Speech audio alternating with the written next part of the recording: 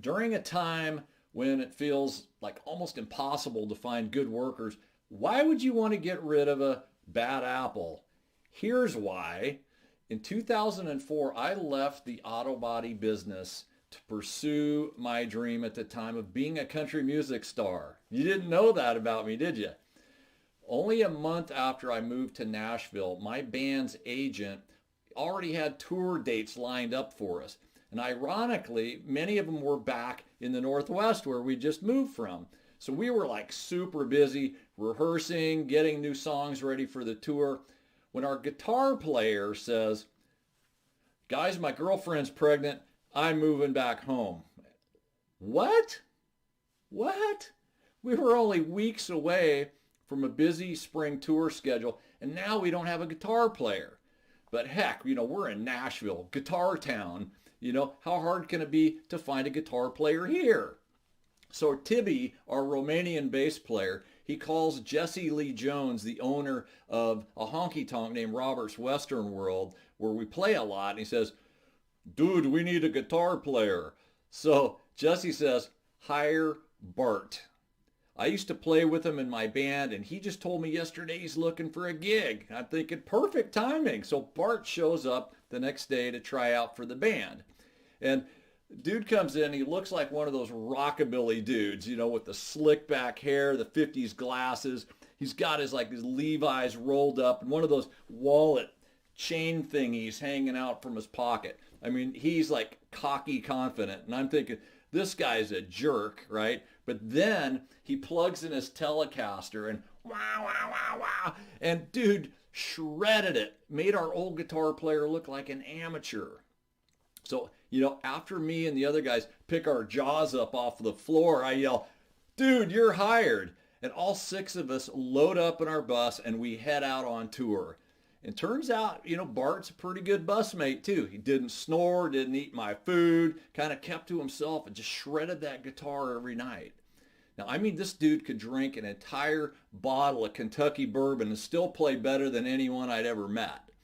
So after a couple small successful bar gigs, we finally cross into the Canadian border on our way to the Merritt Mountain Music Festival. Now, it's one of the world's largest, back in the day, it was one of the world's largest country music events, hosted 100,000 people, in British Columbia, and it featured all of the biggest name country music stars.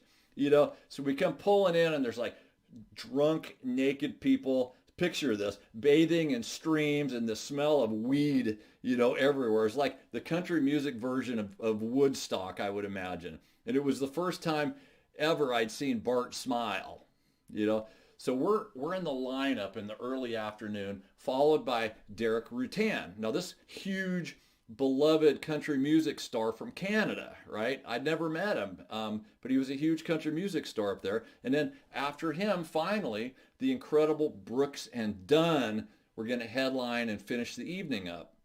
So this is by far the biggest stage we'd ever been on. We're feeling like gods, we're selling t-shirts and some CDs, having the festival crew moving our equipment around instead of us.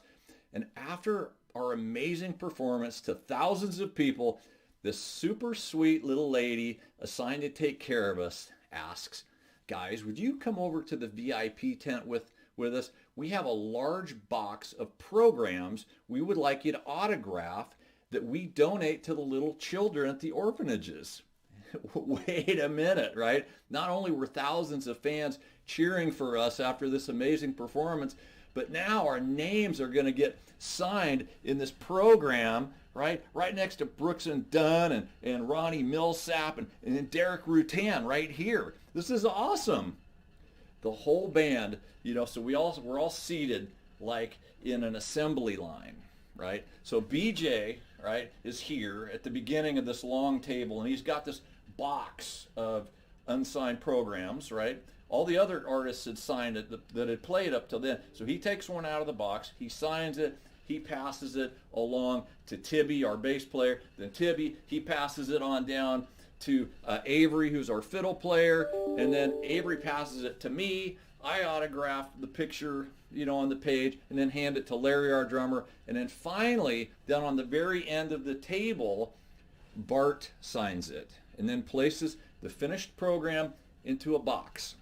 Then guess what? It's time to celebrate. Woohoo! What a day we've had.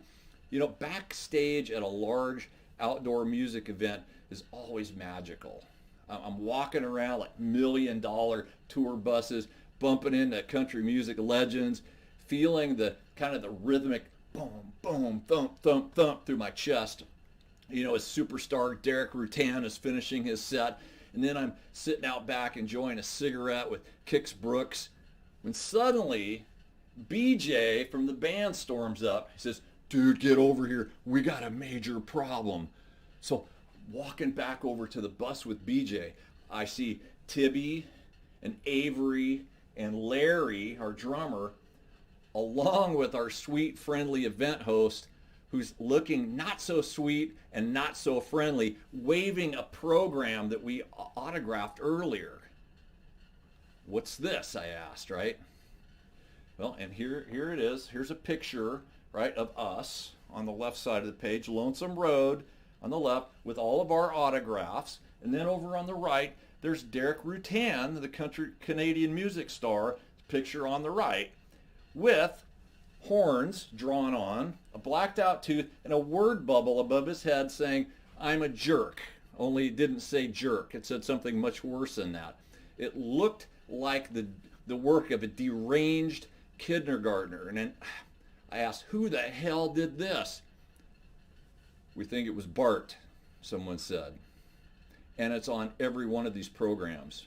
Every single program. Gotta be kidding me. So I got Derek Rutan's phone number. I called him to apologize, but he's like already on the road.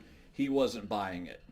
In fact, he said, anyone who is so unprofessional as to hire someone that childish in their band should never be allowed to play on that stage. And that's when our once friendly host pointed to the exit gate. "I think it's time you boys leave." We never played another show in Canada. Never. We never saw Bart again after putting him on a plane back home, and I never made a speedy hiring decision ever again. Look, I work with a lot of clients who have Barts working for them. Do you have a Bart working for you? If you do, get rid of him now. Don't keep bad apples working for you just because they're crazy skilled at what they do. Because you will never build a magnetic business with guys like Bart. Guys, I hope you enjoyed this episode of the Body Shop Management Tip of the Week. We will see you next week. It's me, Dave Luehr, and thanks for being